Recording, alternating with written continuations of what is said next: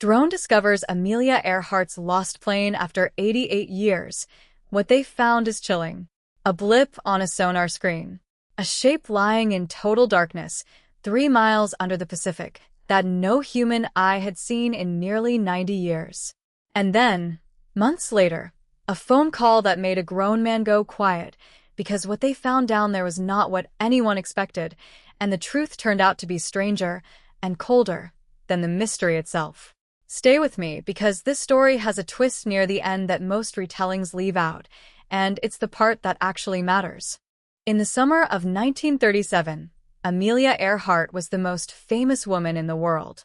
Not an actress, not a politician's wife, a pilot, small, wiry, sunburned, with a gap-toothed grin she never bothered to hide in photographs because she'd earned every mile of it. She'd grown up in Kansas obsessed with women who broke rules, and she broke a few herself. First woman to cross the Atlantic by air in 1928, even though she admitted afterward she'd just been cargo that day, a passenger who felt embarrassed for taking credit. For years later, she went back and did it alone, in a storm, with ice building on the wings and flames licking out of a cracked engine manifold, and she landed in a cow pasture in Ireland and told the startled farmer she'd flown from America. After that, she was untouchable. She had lunch with presidents. She had her own clothing line. She gave speeches insisting that the sky didn't care what sex you were, and a whole generation of girls believed her. By 1937, there was one flight left that nobody had ever done, not around the world by the short way over the north, but the long way, following the equator, nearly 29,000 miles of ocean, jungle, and desert. She was 39 years old, and she told a friend this would be her last big flight before she settled down. Her plane was a Lockheed Electra, a twin-engine machine of polished aluminum she nicknamed her flying laboratory. Beside her sat Fred Noonan, a navigator so good he could find a speck of land in an ocean of nothing using a sextant and a wristwatch. They made it almost all the way, 22,000 miles down, 7,000 to go, nearly all of it over open Pacific water. On July 2nd, they left New Guinea, heavy with fuel, aiming for a scrap of coral called Howland Island, 1.5 miles long, sitting utterly alone in an ocean so vast that finding it was like finding a single grain of rice on a football field, in the dark, after flying for 18 hours straight. A Coast Guard cutter, the Itasca, sat offshore pouring smoke into the sky and broadcasting radio signals to guide her in. For a while, her voice came through in pieces. Cloudy weather. Must be near you. Cannot see you. Then, at 8:43 that morning, one final transmission, clear and tense. She was running on a line, north and south, and she would keep flying it. After that, nothing. Not static. Not a broken signal. Just silence, and it never broke again. What followed was the largest search in American history to that point. Battleships, an aircraft carrier, thousands of men combing 250,000 square miles of ocean for over 2 weeks. They found no wreckage, no oil slick, no luggage, nothing. On July 19th, the search was called off, and Amelia Earhart and Fred Noonan were declared lost at sea. And that's when the real story began, because the world could not simply let it stay a blank space. For 80-some years, 3 main theories fought for the truth. The grim, boring one. She ran out of fuel and ditched near Howland, and the plane sank in minutes into water 4 miles deep. The romantic one. She missed Howland, turned south, and landed on a different island, Nikumaroro, where she and Noonan may have survived for a while as castaways, a theory fed by a shoe sole, a jar of freckle cream, and bones found on that island in 1940 that were measured and then lost before modern science could ever test them. And the conspiracy version, the one about spies in Japanese prison camps, which mostly collapsed once historians actually checked the sources it was built on. For decades, none of these could be proven, because the technology to search the deep Pacific properly simply didn't exist. You cannot drag a net across the seafloor 3 miles down. You cannot send a diver. The pressure down there would crush a submarine. What changed starting in the last 10 or 15 years is the machines. Autonomous underwater vehicles, torpedo-shaped robots that can be dropped off the back of a ship, sink on their own into that crushing dark, and fly a set pattern a few dozen feet above the seabed for a day and a half at a time with no cable, no joystick, nothing but a program and a battery. They come back up on their own, packed with sonar data covering ground no expedition could have dreamed of scanning by hand. That's exactly the kind of mission a Charleston-based company called Deep Sea Vision ran in the fall of 2023.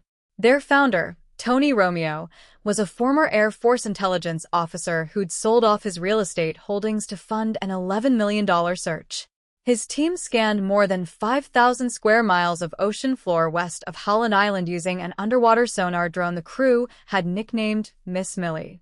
And in January 2024, they released an image that stopped the internet cold, a sonar picture showing a long, symmetrical shape resting on the seabed, with what looked like twin tails jutting up from one end, roughly matching the size and silhouette of a Lockheed Electra.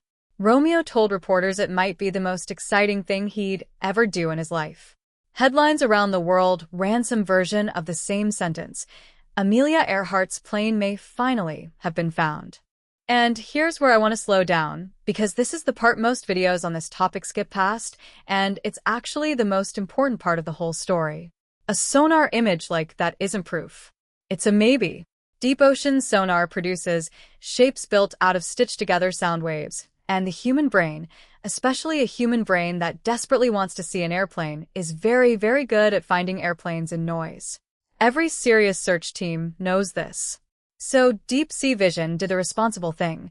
They said this was a high-priority target, not a confirmed discovery, and they plan to go back down with better cameras to get a real look. That return trip happened in November 2024, 10 months after the sonar image made headlines. The team sent a vehicle back down to the exact coordinates, this time flying lower and slower, cameras rolling. Everyone on the ship gathered around the monitors the same way they had the first time. And the answer came back. It wasn't a plane. It was a rock. A long, oddly symmetrical outcrop of stone that just happened to have grown, over millions of years of geology no one asked for, into almost exactly the shape of a twin-tailed aircraft resting on the ocean floor.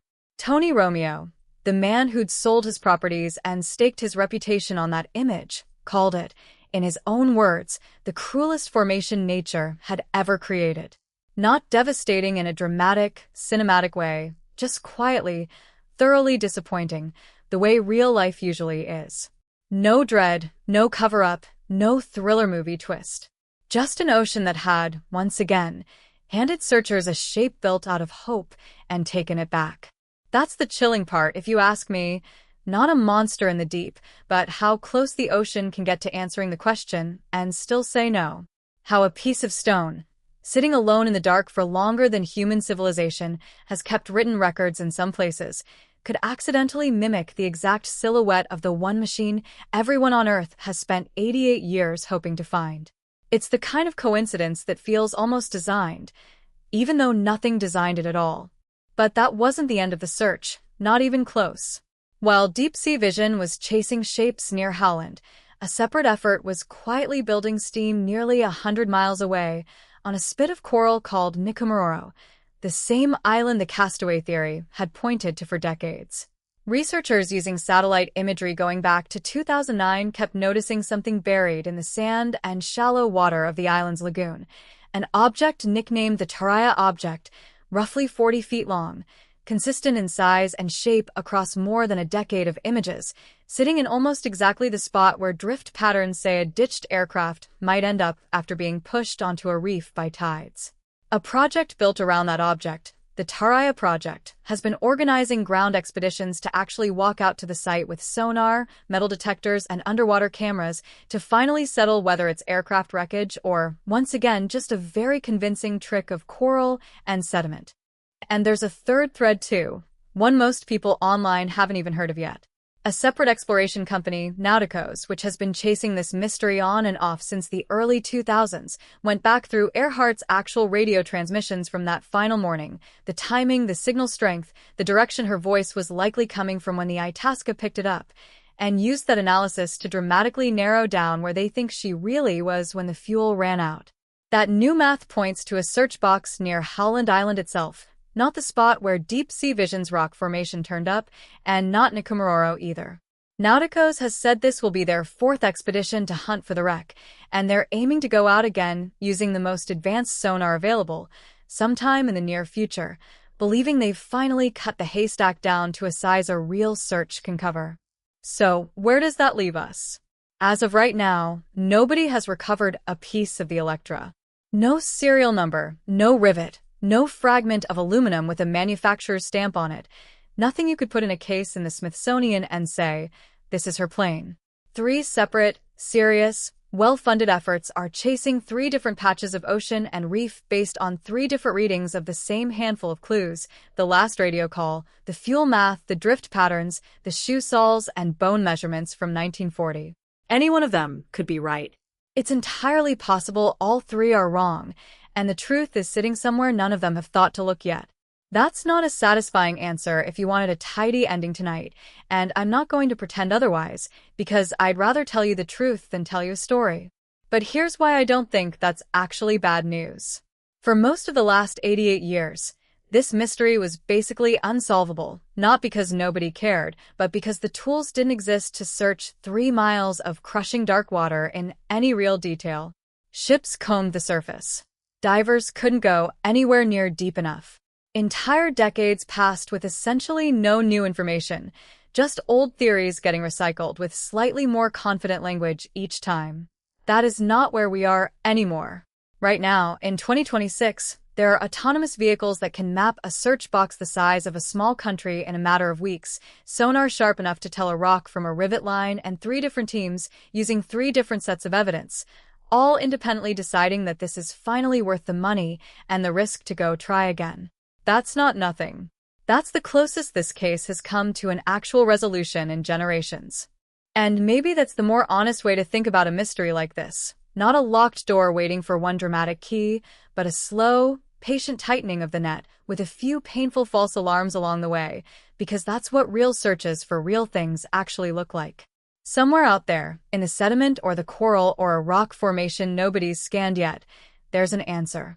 It's just going to arrive the unglamorous way: coordinates, cameras, patience, and probably one more disappointment before whichever team finally gets it right. So, here's what I'd actually like to know from you. Out of the 3 places people are looking right now, the fuel-starved crash site near Howland, the reef at Nikomororo, or somewhere nobody's even considered yet, which one do you think is right?